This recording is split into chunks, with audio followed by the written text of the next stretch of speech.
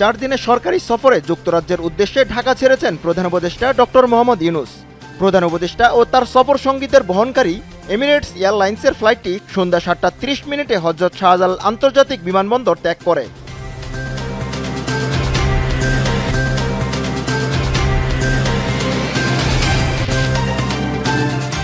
কোনো রাজনৈতিক দলকে বিশেষ সুবিধা দেওয়ার জন্য নির্বাচনের সময়ক্ষেপণ করলে অন্তর্বর্তী সরকার বিতর্কিত হবে, এমন মন্তব্য করেছেন বিএনপির সিনিয়র যুগ্ম মহাসচিব রুহুল কবির রিজভী।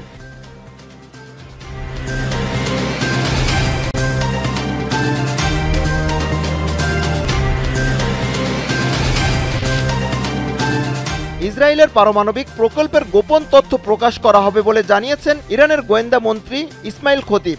এক প্রতিবেদনে এমনটাই জানিয়েছে কাতার ভিত্তিক সংবাদ মাধ্যম আল জাজিরা।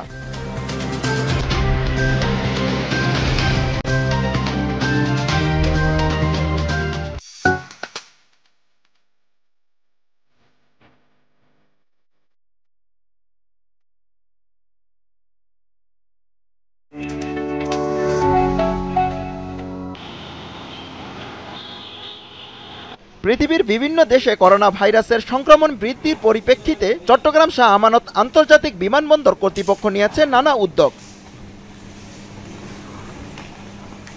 বিমানবন্দরের প্রকৌশলী মোহাম্মদ ইব্রাহিম খলিল জানান, ইমিগ্রেশনের প্রবেশস্থলে হেলথ স্ক্রিনিং ইকুইপমেন্ট বসানো হয়েছে। এছাড়াও থার্মাল স্ক্যানার মাধ্যমে নন টাচ পদ্ধতিতে আগত যাত্রীদের তাপমাত্রা নিয়ন্ত্রণ করার ব্যবস্থা নেওয়া হয়েছে।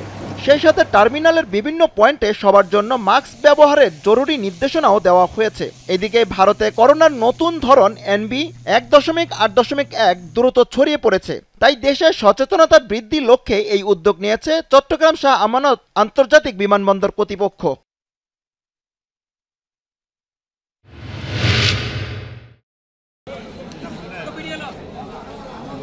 পবিত্র ঈদুল আজহা উপলক্ষে দলীয় নেতাকর্মীদের সাথে ঈদের শুভেচ্ছা বিনিময় করেন চট্টগ্রাম দক্ষিণ জেলা বিএনপির সাবেক সিনিয়র যুগ্ম আহ্বায়ক এনামুল হক।